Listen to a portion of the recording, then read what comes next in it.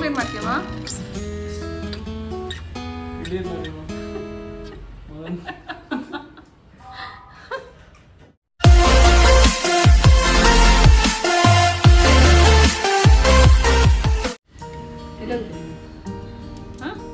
ಏನ್ ಸರ್ಕಸ್ ಮಾಡ್ತಿದ್ದು?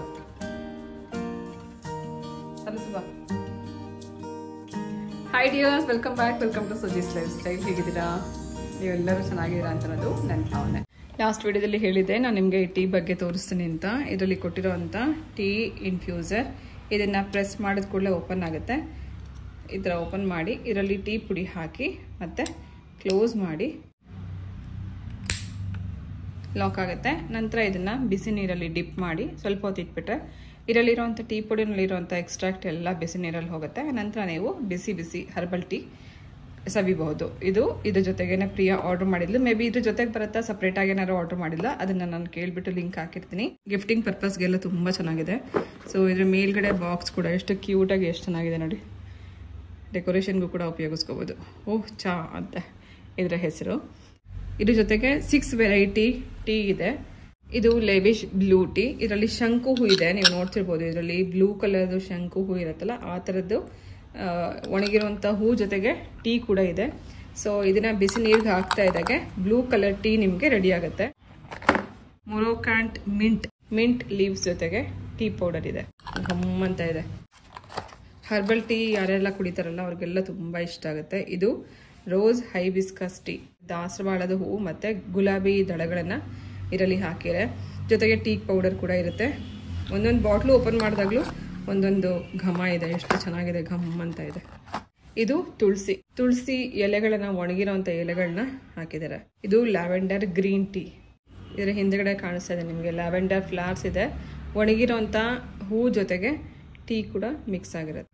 ಇದು ಮಸಾಲಾ ಚಾಯ್. ಮಾಮೂಲಿ ನಾವು ಮಸಾಲೆ ಇರೋವಂಥ ಟೀ ಕುಡಿತೀವಲ್ಲ, ಚಕ್ಕೆ, ಲವಂಗ ಮತ್ತು ಏಲಕ್ಕಿ ಇದೆಲ್ಲ ಮಿಕ್ಸ್ ಆಗಿರುತ್ತೆ. ಟೀ ಮಸಾಲ ಸ್ಮೆಲ್ ಬರ್ತಾ ಇದೆ ಇದು. ಸೊ ಈ ಥರ ವೆರೈಟಿ ಟೀ ಇರೋದ್ರಿಂದ ಬಿಸಿ ನೀರಲ್ಲಿ ಹಾಕ್ಕೊಂಡು ನೀವು ಇದನ್ನು ಕುಡಿಬೇಕು. ಇದು ಯಾವುದಕ್ಕೂ ಹಾಲು ಹಾಕ್ಬಿಟ್ಟು ಕುಡಿಯೋದಲ್ಲ, ಬರೀ ಬಿಸಿ ನೀರು ಒಳಗಡೆ ಹಾಕಿ ಒಂದು 5 ನಿಮಿಷ ಬಿಟ್ಟ ನಂತರ ನೀವು ಒಂದೊಂದು ವೆರೈಟಿ ಟೀನು ಟೇಸ್ಟ್ ಮಾಡ್ಬೋದು. ಇದೆಲ್ಲನೂ ಎಷ್ಟು ಚೆನ್ನಾಗಿದೆ, ನನಗೆ ಓಪನ್ ಮಾಡೋಕ್ಕೆ ಇಷ್ಟ ಆಗ್ತಿಲ್ಲ ನಿಜ ಹೇಳ್ಬೇಕಂದ್ರೆ. ಓಕೆ, ಒಂದೊಂದಾಗಿ ನಾವು ಟ್ರೈ ಮಾಡ್ತಾ ಹೋಗೋಣ.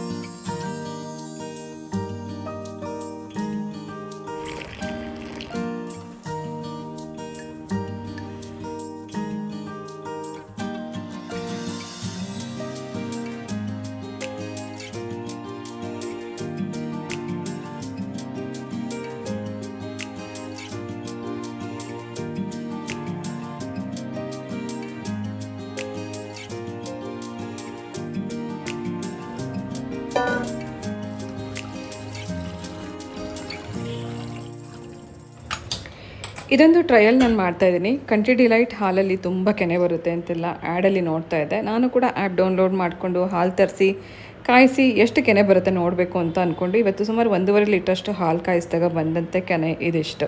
ನೋಡೋಣ, ನಾನು ಸುಮಾರು ದಿನ ಇದನ್ನು ಸ್ಟೋರ್ ಮಾಡ್ತೀನಿ, ಎಷ್ಟು ಕೆನೆ ಬರುತ್ತೆ ಅಂತ ನೋಡ್ತೀನಿ.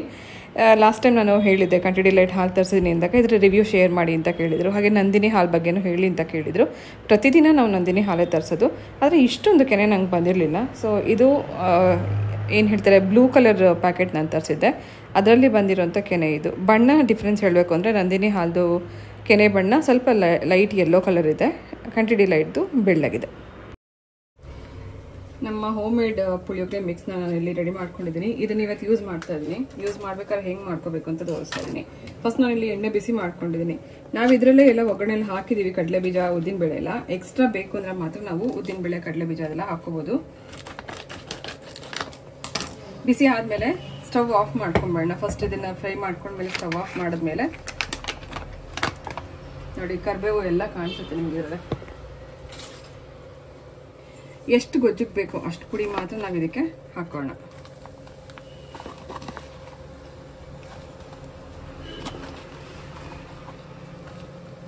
ಮೆಣಸಿನಕಾಯಿ, ಕರಿಬೇವು ಎಲ್ಲ ಇರುತ್ತೆ. ಸ್ಟವ್ ಆಫ್ ಮಾಡಿದ್ರೂ ಬಿಸಿಗೆ ಈ ಥರ ಆಗುತ್ತೆ ನೋಡಿ, ಗೊಜ್ಜು ಥರ ಆಯಿತು. ಇದನ್ನು ನಾವು ಅನ್ನಕ್ಕೆ ಕಲಿಸ್ಕೋಬೋದು. ಇದರಲ್ಲಿ ಕೊಬ್ಬರಿ ಪುಡಿ, ಬೆಲ್ಲ, ಹುಣಸೆ ಹುಳಿ ಎಲ್ಲನೂ ಇದೆ. ಒಗ್ಗರಣೆ ಕೂಡ ಇರೋದ್ರಿಂದ ನೀವು ಮತ್ತೆ ಏನು ಹಾಕೊಳ್ಳೋ ಅವಶ್ಯಕತೆ ಇಲ್ಲ. ಬಿಸಿ ಎಣ್ಣೆ ಮಾಡಿಬಿಟ್ಟು ಈ ಪುಡಿ ಹಾಕಿ ಈ ಥರ ಆದ ತಕ್ಷಣ ಬಿಸಿ ಅನ್ನಕ್ಕೆ ಹಾಕಿ ಕಲಿಸ್ಕೋಬೋದು. ಬಿಸಿ ಅನ್ನ ಆಗಲಿ ತಣ್ಣಗಿರೋ ಅನ್ನ ಆಗಲಿ ಯಾವುದಕ್ಕೆ ಬೇಕಾದ್ರೂ ಹಾಕಿ ಕಲಿಸ್ಕೋಬೋದು. ಪುಳಿಯೋಗರೆ ಗೊಜ್ಜು ವಿತಿನ್ 1 ಮಿನಿಟಲ್ಲಿ ರೆಡಿ ಆಯಿತು. ಗಮ್ಮಂತ ಇದೆ ಅಲ್ವಾ? ಅದು ಮೆಣಸಿನ್ಕಾಯಿ ಅಮ್ಮ, ಒಣಮೆಣಸಿನ್ಕಾಯಿ ಒಗ್ಗರಣೆಗೆ ಹಾಕಿರೋದು. ನೋಡು, ಕಡಲೆ ಬೀಜ, ಒಣಮೆಣಸಿನ್ಕಾಯಿ ಎಲ್ಲ ಹಾಕಿರ್ತೀವಿ ನಾವು. ಇದರಲ್ಲಿ ಬ್ಯಾಡಗಿ ಮೆಣಸಿನ್ಕಾಯಿ ಮತ್ತು ಗುಂಟೂರು ಎರಡೂ ಹಾಕಿರೋದ್ರಿಂದ ಒಂದು ಕಲರು ಚೆನ್ನಾಗಿ ಬರುತ್ತೆ, ಹಾಗೆ ಖಾರನೂ ಇರುತ್ತೆ. ನೋಡಿ, ಇದು ಸುಮಾರು ಒಂದು 2 ಅಥವಾ 3 ಜನಕ್ಕೆ ಆಗೋಷ್ಟು ನಾನು ಇಲ್ಲಿ ಗೊಜ್ಜು ಮಾಡಿದ್ದೆ. ಅನ್ನ ಹಾಕಿ ಮಿಕ್ಸ್ ಮಾಡಿಕೊಂಡ್ರೆ ಪುಳಿಯೋಗರೆ ರೆಡಿ ಆಯಿತು. ಬ್ರೇಕ್ಫಾಸ್ಟ್ಗೆ ಅಂತ ನಮ್ಮ ಹತ್ರ ಇವಾಗ ಪುಳಿಯೋಗರೆ ಪೌಡರ್ ಇದೆ, ವಾಂಗಿಬಾತ್ ಪೌಡರ್ ಇದೆ, ಹಾಗೆ ಇಡ್ಲಿ ಪ್ರೀಮಿಕ್ಸ್ ಇದೆ. ಇದಲ್ಲದೆ ಸಾಕಷ್ಟು ವೆರೈಟಿ ಮಸಾಲೆಗಳಿದೆ. ವಾಟ್ಸಪ್ ನಂಬರ್ ಮೂಲಕ ಹಾಯ್ ಮೆಸೇಜ್ ಕಳಿಸಿದ್ರೆ ನಮ್ಮ ಹತ್ರ ಏನೇನೆಲ್ಲ ಅವೈಲೇಬಲ್ ಇದೆ ಅಂತ ಪೂರ್ತಿ ಕ್ಯಾಟ್ಲಾಗ್ ನಿಮಗೆ ಸಿಗುತ್ತೆ. ಇನ್ನೇನು ಪಿತೃಪಕ್ಷ ಎಲ್ಲ ಮುಗಿದು ನೆಕ್ಸ್ಟ್ ಮಂತ್ ಸ್ಟಾರ್ಟ್ ಆಗ್ತಿದ್ದಂಗೆ ನವರಾತ್ರಿ ಶುರುವಾಗುತ್ತೆ. ನವರಾತ್ರಿ ಪ್ರಿಪ್ರೇಷನ್ ಅಂತೂ ತುಂಬ ಇರುತ್ತೆ, ಯಾಕಂದರೆ ಇದು 10 ದಿನದ ಹಬ್ಬ, ನಮ್ಮ ನಾಡ ಹಬ್ಬ. ಇದಾದ ನಂತರ ಈ ಮಂತ್ ಎಂಡ್ ಅಷ್ಟರಲ್ಲಿ ದೀಪಾವಳಿ ಶುರುವಾಗುತ್ತೆ. ಅದು ಕೂಡ 3 ದಿನ 5 ದಿನ ಕೂಡ ಈ ಹಬ್ಬನ ಸೆಲೆಬ್ರೇಟ್ ಮಾಡ್ತಾರೆ.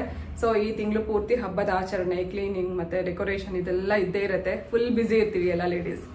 ಮುಂಚೆ ಎಲ್ಲ ಮನೆ ಕೆಲಸ ಈ ಟೈಮಿಗೆ ಮುಗೀತು, ಇವಾಗಿನ ಸ್ವಲ್ಪ ಫ್ರೀ ಇರ್ತೀನಿ. ಈ ಟೈಮಲ್ಲಿ ಏನಾದ್ರು ಹೊಸದಾಗಿ ಏನಾದ್ರು ಕಲಿಯೋಣ, ಹೊಸದಾಗಿ ಏನಾದ್ರು ಮಾಡೋಣ ಅಂತ ತುಂಬಾ ಆಸೆ ಆಗ್ತಿತ್ತು. ಬಟ್ ಇವಾಗ ಬಿಡುವಂತನದೇ ಇಲ್ಲ. ಈ ಕೆಲಸ ಮುಗೀತು ಅಂದ್ರೆ ಮತ್ತೇನೇನೋ ಇನ್ನೊಂದೇನೋ ಇರುತ್ತೆ. ಮನೆ ಕೆಲಸ ಇರ್ಬೋದು, ಫ್ಯಾಕ್ಟ್ರಿ ಕೆಲಸ ಇರ್ಬೋದು, ಹೊರಗಡೆ ಹೋಗಿ ಶಾಪಿಂಗ್ ಮಾಡೋದಿರ್ಬೋದು, ಫ್ಯಾಕ್ಟ್ರಿಗೆ ಅಥವಾ ಮನೆಗೆ ಏನಕ್ಕಾರು ಇರಲಿ ಪ್ರತಿಯೊಂದಕ್ಕೂ ನಾನೇ ಹೋಗಬೇಕು. ಹಾಗಾಗಿ ನೆನ್ನೆ ಕೂಡ ನಾವು ಒಂದ್ ಕಡೆ ಹೋಗಿದ್ವಿ, ಫ್ಯಾಕ್ಟ್ರಿಗೆ ಹೋಗಿದ್ವಿ. ನಮ್ಮ ಮುಂದೆ ಬರುವಂತ ನವರಾತ್ರಿಗೆ ಹಾಗೆ ದೀಪಾವಳಿಗೆ ಸಾಕಷ್ಟು ಹೊಸ ಪ್ರಾಡಕ್ಟ್ಸ್ ನಾನು ಲಾಂಚ್ ಮಾಡ್ತಾ ಇದ್ದೀನಿ. ಹೊರಗಡೆ ಎಲ್ಲೂ ಸಿಗ್ದಲೇ ಇರುವಂತ ಹೊಸ ಪ್ರಾಡಕ್ಟ್ಸ್ ಅದು. ಅದನ್ನ ನಾನು ನೆಕ್ಸ್ಟ್ ಮಂತ್ ನಿಮ್ಗೆ ರಿವೀಲ್ ಮಾಡ್ತೀನಿ ನವರಾತ್ರಿ ಸಮಯದಷ್ಟರಲ್ಲಿ. ಹಾಗೆ ಅದಕ್ಕೆ ಬೇಕಾಗಿರುವಂತ ಕೆಲವು ಬಾಕ್ಸ್ಗಳನ್ನ ತರಕ್ಕೆ ನೆನ್ನೆ ಫ್ಯಾಕ್ಟ್ರಿಗೆ ಹೋಗಿದ್ವಿ. ಈಗಾಗಲೇ ಬಾಕ್ಸ್ಗಳೆಲ್ಲ ತಂದಾಯ್ತು. ಹಾಗೆ ಹೊಸದಾಗಿ ನಾನು ಡ್ರೈ ಫ್ರೂಟ್ಸ್ ಲಡ್ಡು ಹಾಗೆ ಎಳ್ಳುಂಡೆ ಇದನ್ನೆಲ್ಲ ಮಾಡ್ತಾ ಇದ್ದೀನಿ. ಅದ್ರ ಜೊತೆಗೆ ಇನ್ನೂ ಒಂದಷ್ಟು ಹೊಸ ಪ್ರಾಡಕ್ಟ್ಸ್ ಈಗ ಹಬ್ಬಕ್ಕೆ ಅಂತಾನೆ ಕ್ವಿಕ್ ಆಗಿ ಮಾಡ್ಕೊಳ್ಳುವಂತ ಪ್ರೀಮಿಕ್ಸ್ ಇರ್ಬೋದು, ಸ್ವೀಟ್ಸ್ ಇರ್ಬೋದು, ಅಥವಾ ಸ್ನಾಕ್ಸ್ ಐಟಮ್ಸ್ ಇಂಥದನ್ನ ಮಾಡಬೇಕು ಅಂತ ಅನ್ಕೊಂಡಿದ್ದೀನಿ. ನನಗಂತೂ ತುಂಬಾ ಎಕ್ಸೈಟ್ಮೆಂಟ್ ಇದೆ. ಹಾಗೆ ಸುಮಾರು ಜನ ರಿಕ್ವೆಸ್ಟ್ ಮಾಡ್ಕೊಂಡಿದ್ರು ಈ ತರದೊಂದು ಪ್ರಾಡಕ್ಟ್ ನಮಗೆ ಬೇಕು ಅಂತ. ಹಾಗೆ ಹಾರ್ಲಿಕ್ಸ್ ಬಗ್ಗೆ ಕೂಡ ಸುಮಾರು ಜನ ಕೇಳ್ತಿದ್ದಾರೆ, ಹೋಮ್ ಮೇಡ್ ಹಾರ್ಲಿಕ್ಸ್ ಬಗ್ಗೆ. ಸೊ ಇದೆಲ್ಲ ಒಂದು ಹೆಲ್ತ್ ಪ್ರಾಡಕ್ಟ್ಸ್, ಹೆಲ್ತ್ ಮಿಕ್ಸ್ ಅಥವಾ ಏನು ಹೋಮ್ ಮೇಡ್ ಪ್ರಾಡಕ್ಟ್ಸ್ ತುಂಬಾ ರುಚಿಯಾಗೂ ಇರುತ್ತೆ. ಯಾವುದೇ ಕೆಮಿಕಲ್ಸ್ ಇರಲ್ಲ, ಹಾಗೆ ಪ್ರಿಸರ್ವೇಟಿವ್ಸ್ ಇರಲ್ಲ. ಹಬ್ಬ ಟೈಮ್ ಅಷ್ಟಲ್ಲಿ ನಿಮ್ಗೆ ಏನಾದ್ರು ಮಾಡ್ಕೊಳಕ್ ಆಗಿಲ್ಲ ಅಂದ್ರೂ ಕೂಡ ಹೆಲ್ಪ್ ಆಗೋ ರೀತಿಯಲ್ಲಿ ನಾವು ಇದನ್ನೆಲ್ಲ ಮಾಡಿ ನಿಮ್ಗೆ ಕಳಿಸ್ಬೇಕು ಅಂತ ಅನ್ನೋ ಆಸೆ ಇದೆ. ಯಾವ್ಯಾವೆಲ್ಲ ಹೊಸ ಪ್ರಾಡಕ್ಟ್ಸ್ ಮಾಡಬೇಕು ಅಂತ ನಾನು ಈಗಾಗಲೇ ಒಂದು ಲಿಸ್ಟ್ ಕೂಡ ಮಾಡ್ಕೋತಾ ಇದ್ದೀನಿ. ಇದ್ರ ಪ್ರಕಾರ ಒಂದು ಕಾಂಬೋ ಆಫರ್ ಅಲ್ಲಿ ನಿಮ್ಗೆ ತಲುಪಿಸ್ಬೇಕು ಅಂತ ಅನ್ನೋ ಆಸೆ ಇದೆ.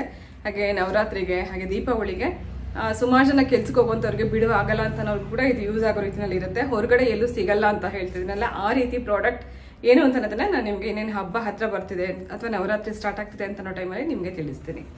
ಹಾಗೆ ಎಷ್ಟೋ ಸತಿ ಕಮೆಂಟ್ಸ್ ಓದ್ತೀನಿ, ಆದ್ರೆ ರಿಪ್ಲೈ ಮಾಡೋಷ್ಟು ನಂಗೆ ಟೈಮ್ ಸಿಗಲ್ಲ. ಓದಿರ್ತೀನಿ, ಓಕೆ ನಾನು ಇದಕ್ಕೆ ರಿಪ್ಲೈ ಮಾಡಬೇಕು ಅಂತ ಅನ್ಕೊಂಡಿರ್ತೀನಿ, ರಿಪ್ಲೈ ಮಾಡೋಷ್ಟರಲ್ಲಿ ಮರ್ತೋಗ್ಬಿಟ್ಟಿರ್ತೀನಿ. ಈ ತರ ಸುಮಾರು 2-3 ಕಮೆಂಟ್ ಹಿಂಗೆ ಆಯ್ತು. ಅವರೆಲ್ಲ ಬೇಜಾರು ಮಾಡ್ಕೊಂಡು ಕೆಲವು ಸತಿ ಇನ್ಸ್ಟಾಗ್ರಾಮ್ ಅಲ್ಲಿ ಮೆಸೇಜ್ ಮಾಡ್ತಾರೆ ಅಥವಾ ನಮ್ಮ ಬಿಸ್ನೆಸ್ ಅಕೌಂಟ್ ಅಲ್ಲಿ ಮೆಸೇಜ್ ಮಾಡ್ತಾರೆ ವಾಟ್ಸಪ್ ಅಲ್ಲಿ. ಸೊ ಇವತ್ತು ಕೂಡ ನಾನು 2 ಮೆಸೇಜ್ ಓದ್ದೆ. ಒಬ್ಬರಂತೂ ತುಂಬಾನೇ ಬೇಜಾರು ಮಾಡ್ಕೊಂಡ್ಬಿಟ್ಟಿದ್ರು. ನಾನು ಕಮೆಂಟ್ ಅಲ್ಲೆಲ್ಲ ಕೇಳ್ತಾನೆ ಇರ್ತೀನಿ, ನೀವೇ ಆನ್ಸರೇ ಮಾಡಲ್ಲ ಅಂತ ಹೇಳಿ. ನಾನು ಸುಮಾರು ಒಂದು 2 ತಿಂಗಳ ಹಿಂದೆ ಹೇಳಿದ್ದೆ ಅಂತ ಅನ್ಸುತ್ತೆ. ನಾನು ಕೂದಲು ಇವಾಗ ಕಟ್ ಮಾಡಿಸ್ಬಿಟ್ಟಿದ್ದೀನಿ. ಈ ಕಟ್ ನಾನು ಮಾಡ್ಸಕ್ ಮುಂಚೆ ನನ್ನ ಕೂದಲು ಸ್ವಲ್ಪ ಉದ್ದ ಇತ್ತು. ಆ ಟೈಮಲ್ಲಿ ನಾಟ್ ಹಾಕೋತಾ ಇದ್ದೆ. ಸಮ್ಮರ ತುಂಬಾ ಶೆಕೆ ಆಗೋದಿಲ್ಲ. ಮೋಸ್ಟ್ ಆಫ್ ದ ಟೈಮ್ ಮನೇಲಿ ಇರುವಾಗ ನಾನು ನಾಟ್ ಹಾಕೋತೀನಿ, ಇಲ್ಲ ಅಂತಂದ್ರೆ ಈ ತರದೊಂದು ಕ್ಲಚ್ ಹಾಕೊಂಡು ಪೋನಿ ಹಾಕೊಂಡ್ಬಿಡ್ತೀನಿ. ಸೊ ಅವಾಗ ಹೇಳಿದ್ದೆ without hair pin without rubber band ನಾನು ನಾಟ್ ಹಾಕೋತೀನಿ ಅಂತ. ನನಗೆ ಮುಂಚೆನೇ ನಾಟ್ ಅಭ್ಯಾಸ ಇದೆ. ಸೊ ನಮ್ಮ ರೆಂಟೆಡ್ ಹೌಸ್ ಹತ್ರ ಇರೋರು ಕೂಡ ನೀವು ತುಂಬಾ ಚೆನ್ನಾಗಿ ನಾಟ್ ಹಾಕ್ತೀರಾ ಅಂತೆಲ್ಲ ಹೇಳೋರು, ಅಂದ್ರೆ ಗಂಟು ಹಾಕೊಳ್ಳೋದು ಕೂದಲಲ್ಲಿ. ಸೊ ತೋರಿಸ್ತೆ ಅಂತ ಹೇಳಿದ್ದೆ, ಅದಾದ್ಮೇಲೆ ಮರ್ತೆ ಹೋಯ್ತು ತೋರಿಸೋದು. ಆಮೇಲೆ ಹೇರ್ ಕಟ್ ಮಾಡಿಸ್ಬಿಟ್ಟೆ. ಅವ್ರು ಕೇಳ್ತಾ ಇದ್ರು ಇವತ್ತು ಕಮೆಂಟಲ್ಲಿ, ಅಂದರೆ ಮೆಸೇಜಲ್ಲಿ ವಾಟ್ಸಪ್ಪಲ್ಲಿ, ನೀವು ತೋರಿಸ್ತೀನಿ ಅಂತ ಹೇಳಿದ್ರಿ, ತೋರಿಸೇ ಇಲ್ಲ ಅಂತ. ಹಿಂಗೆ ಎಷ್ಟೋ ಸತಿ ನನಗೆ ಮಿಸ್ ಆಗಿಬಿಡುತ್ತೆ. ಇನ್ನೂ ಒಬ್ರು ಕೂಡ 3 ಜನ ಮಕ್ಕಳಿದ್ದಾರೆ. ನಾನು ತುಂಬ ಚಿಕ್ಕ ವಯಸ್ಸೇ ಮದುವೆ ಆಯಿತು, ಮಕ್ಕಳಾಯಿತು. ನಿಮ್ಮನ್ನು ನೋಡಿ ನನಗೆ ಒಂಥರ ಮೋಟಿವೇಟ್ ಆಗುತ್ತೆ. ತುಂಬ ಲೈಫಲ್ಲಿ ಒಂಥರ ಬೇಜಾರಾಗ್ಬಿಟ್ಟಿತ್ತು ನನಗೆ. ಏನೋ ಒಂಥರ ಲೈಫೇ ಬೇಡ ಅಂತ ಅನ್ಸ್ಬಿಟ್ಟಿತ್ತು. ಹಿಂಗೆ ಏನೋ ಸ್ಕ್ರಾಲ್ ಮಾಡ್ತಿರ್ಬೇಕಾದ್ರೆ ನಿಮ್ಮ ವಿಡಿಯೋಸ್ ಕಾಣಿಸ್ತು. ನಿಮ್ಮ ವಿಡಿಯೋ ನೋಡಿದಾಗ ನಂಗೆ ಒಂಥರ ಮೋಟಿವೇಟ್ ಆಯಿತು. ನಂಗೆ ಇನ್ನೂ ಬದುಕಬೇಕು ಅಂತ ಆಸೆ ಬಂತು. ನಿಮ್ಮ ಥರ ನಾನು ಕೂಡ ಮಕ್ಕಳನ್ನ ಬೆಳೆಸ್ತೀನಿ ಅಂತ ಹೇಳಿದಾಗ ಎಷ್ಟು ಖುಷಿ ಆಗುತ್ತೆ. ಅವರು ಒಂದು ವಿಡಿಯೋ ಕಳಿಸಿದ್ದಾರೆ ಅವ್ರ ಮಗುದು. ಆ ವಿಡಿಯೋ ನಾನು ನಿಮಗೆ ಪ್ಲೇ ಮಾಡಿ ತೋರಿಸ್ತೀನಿ. ಅನಂತರ ಈ ವಿಡಿಯೋನ ಕಂಟಿನ್ಯೂ ಮಾಡೋಣ. ಭಾರತ ಬಾಯಿ ಟಾಟಾ ಪಂಜಾಬ ಚೀನು ಗುಜರ ರಾಮ Namanavuttala Anga Immenamachala Yamanaganga Vittuladananuvanga Chappudu Jare Jare Panjabati Naguja Jarama Namanavuttala Anga Immenamachala Yamanaganga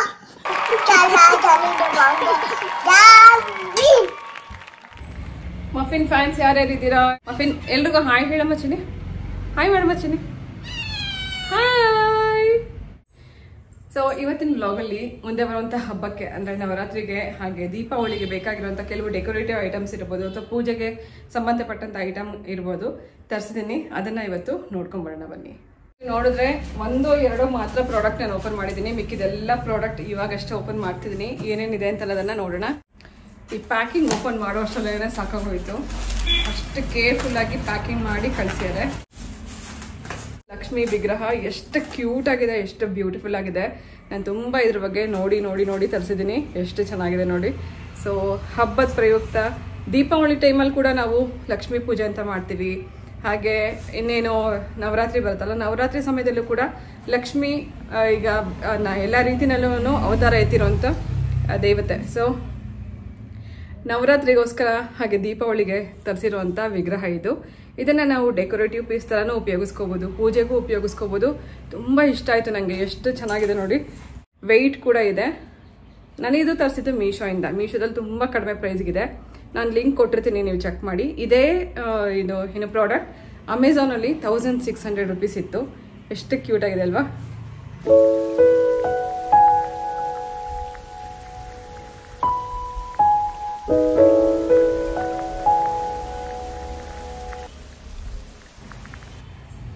ಯಾವುದೇ ದೇವರ ವಿಗ್ರಹ ಆಗಲಿ ಅಥವಾ ದೇವರ ಮೂರ್ತಿ ಆಗಲಿ ನಾವು ಅಂಗ ಎಷ್ಟಗ್ಲ ಮಾತ್ರ ಇರೋದನ್ನ ನಾವು ತಗೊಂಡ್ಬಂದ್ರೆ ಮನೇಲಿ ಇಟ್ಕೊಂಡು ನಾವು ಪೂಜೆನೂ ಮಾಡ್ಬೋದು ಅಥವಾ ಡೆಕೋರೇಟಿವ್ ಪೀಸ್ ಥರನಾದರೂ ಉಪಯೋಗಿಸ್ಕೋಬೋದು.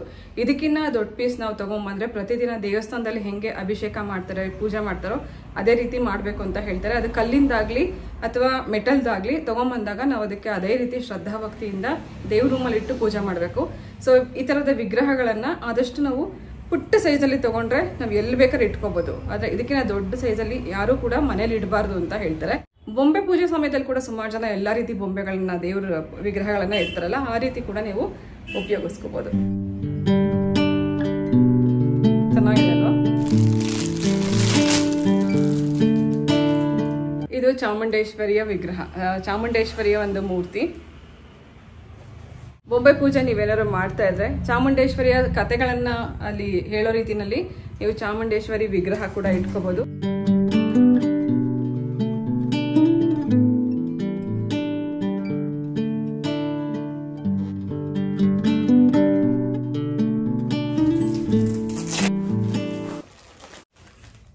ಈ ತರ ಪುಟ್ಟ ಒಂದು ಸ್ಟೂಲ್ ತರ ಸೆಟ್ ಆಫ್ ಪೀಸ್. ದೀಪಾವಳಿ ಸಮಯದಲ್ಲಿ ದೀಪ ಹಚ್ಚಿಡೋದಕ್ಕೆ ಮನೆ ಬಾಗ್ಲಲ್ಲಾಗಲಿ ಅಥವಾ ದೇವ್ರ ರೂಮ್ ಹತ್ರ ಆಗಲಿ ದೀಪ ಹಚ್ಚಿಡೋದಕ್ಕೆ ತುಂಬ ಚೆನ್ನಾಗಿ ಕಾಣಿಸುತ್ತೆ. ಅಥವಾ ಇದನ್ನ ಸೆಂಟರ್ ಟೇಬಲ್ ಮೇಲೆ ಕ್ಯಾಂಡಲ್ ಇಡೋದಕ್ಕೂ ಕೂಡ ಉಪಯೋಗಿಸ್ಕೋಬಹುದು.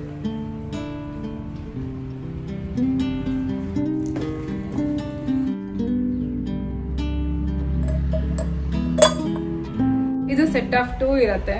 ಇದರಲ್ಲಿ ಕಾಂಬಿನೇಷನ್ ನೀವು ಬೇರೆ ಬೇರೆ ಕಲರ್ಸ್ ಅಲ್ಲಿ ಇರೋದನ್ನು ಕೂಡ ಚೂಸ್ ಮಾಡಿ ತರಿಸ್ಕೋಬಹುದು. ನಾನು 2 ಸೇಮ್ ಇರೋದನ್ನ ತರಿಸಿದ್ದೀನಿ.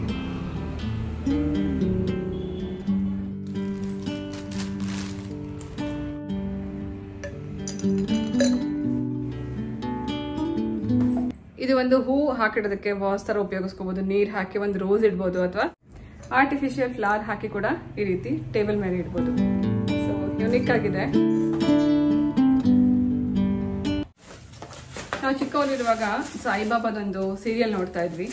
ಅದರಲ್ಲಿ ಸುಮಾರು ಜನ ಬಡವರೆಲ್ಲ ಹೋಗಿ ಸಾಯಿಬಾಬಾ ಹತ್ರ ಕೇಳ್ಕೊತಾರಂತೆ, ನಾವು ಮನೇಲಿ ಕತ್ಲಲ್ಲಿದ್ದೀವಿ, ದೀಪ ಹಚ್ಚಕ್ಕೂ ಕೂಡ ನಮಗೆ ಶಕ್ತಿ ಇಲ್ಲ ಅಂತಂದಾಗ ಸಾಯಿಬಾಬಾ ದೀಪನ ಹಚ್ಕೊಡ್ತಾರಂತೆ, ಅದು ನೀರು ಹಾಕಿ. ಸೊ ಇದು ಕೂಡ ನೀರು ಹಾಕಿ ಹಚ್ಚೋ ಅಂತ ದೀಪ. ಎಣ್ಣೆ ಎಷ್ಟು ಉಳಿತಾಯ ಆಗುತ್ತಲ್ಲ, ನೀರಲ್ಲಿ ಹತ್ತತ್ತಂತೆ. ನೋಡೋಣ, ನಾನು ಒಂದ್ಸತಿ ಹತ್ತಿಸ್ಬಿಟ್ಟು ತೋರಿಸ್ತೀನಿ ನಿಮಗೆ. ನಾ ಇದನ್ನ ಈ ಸ್ಟ್ಯಾಂಡ್ ಮೇಲೆ ಪ್ಲೇಸ್ ಮಾಡಿದ್ದೀನಿ.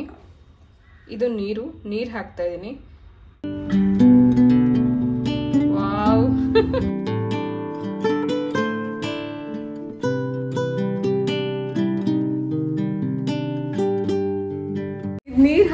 ಸೆಕೆಂಡಲ್ಲೇ ಹತ್ಕೋತು. ಇದು ಎಷ್ಟು ಹೊತ್ತು ಉರಿಯುತ್ತೆ ಅದೆಲ್ಲ ಗೊತ್ತಿಲ್ಲ. ಆದರೆ ಈ ಥರದ್ದು ಒಂದು ದೀಪ ಇದೆ, ಫಸ್ಟ್ ಟೈಮ್ ನಾನು ತರಿಸಿದೆ. ಇಲ್ಲಿ ಚಿಕ್ಕ ಚಿಕ್ಕ ಮಕ್ಕಳಿರೋ ಅಂಥವ್ರಿಗೆ ಎಣ್ಣೆ ಹಾಕಿದಾಗ ಜಾರುತ್ತೆ ಅಂತ ನಮಗೆ, ಅಥವಾ ಬೆಂಕಿಯಿಂದ ಸುಟ್ಕೋತಾರೆ ಅಂತಂದರೆ ಈ ಥರ ದೀಪಗಳನ್ನು ನೀವು ದೀಪಾವಳಿನಲ್ಲಿ ಡೆಕೋರೇಟಿವ್ ಪೀಸ್ ಥರ ಉಪಯೋಗಿಸ್ಕೋಬೋದು. ಚೆನ್ನಾಗಿದೆ ಅಲ್ವಾ? ಹಾಗೆ ಚೆನ್ನಾಗಿದೆ. ಇವಾಗಲೇ ಮತ್ತೆ ಲೈಕ್ ಮಾಡಿ. ಹಬ್ಬ ಅಂದಮೇಲೆ ಡೆಕೋರೇಷನ್ ಇರಲೇಬೇಕು. ಸೊ ಡೆಕೋರೇಷನ್ಗೆ ಅಂತಲೇ ಸಿಗುವಂಥ ಆರ್ಟಿಫಿಷಿಯಲ್ ಫ್ಲಾಕ್ ನಾನು ತರಿಸಿದ್ದೀನಿ. ಮಫಿನ್ ನಮಗೆ ತೋರ್ಸಕ್ಕೆ ಬಿಡಲ್ಲ ಅಂತಾನೆ. ಇದು ಪ್ಯಾಕ್ ಆಫ್ 6 ಇದೆ. ದೂರದಿಂದ ನೋಡಿದ್ರೆ ನಮ್ಗೆ ಇದು ಆರ್ಟಿಫಿಷಿಯಲ್ ಅಂತಾನೆ ಕಾಣಿಸಲ್ಲ, ಕೈಯಲ್ಲಿ ಫೀಲ್ ಮಾಡಿದಾಗಲೇ ಗೊತ್ತಾಗುತ್ತೆ ಇದು ಪ್ಲಾಸ್ಟಿಕ್ ಅಂತ. ಬಟ್ ತುಂಬಾ ಚೆನ್ನಾಗಿದೆ ಡೆಕೋರೇಷನ್ಗೆ ಅಂತಂದ್ರೆ ತುಂಬಾ ಚೆನ್ನಾಗಿದೆ. ಈಗ ಸುಮಾರು ದಿನ 9 ದಿನ ನೀವು ದೇವಿನ ಕೂರಿಸ್ತೀರಾ ಅಥವಾ ಅಂದ್ರೆ ಬೊಬ್ಬೆ ಪೂಜೆ ಮಾಡ್ತೀರಾ, 9 ದಿನ ನಾವು ಹೂ ತಂದು ಹಾಕಕ್ಕಾಗಲ್ಲ. ಅಥವಾ ದೀಪಾವಳಿ ಸಮಯದಲ್ಲೆಲ್ಲ ಡೆಕೋರೇಷನ್ಗೆ ಅಂತಂದ್ರೆ ಇದನ್ನ ಉಪಯೋಗಿಸ್ಕೋಬಹುದು. ತುಂಬಾ ಚೆನ್ನಾಗಿದೆ.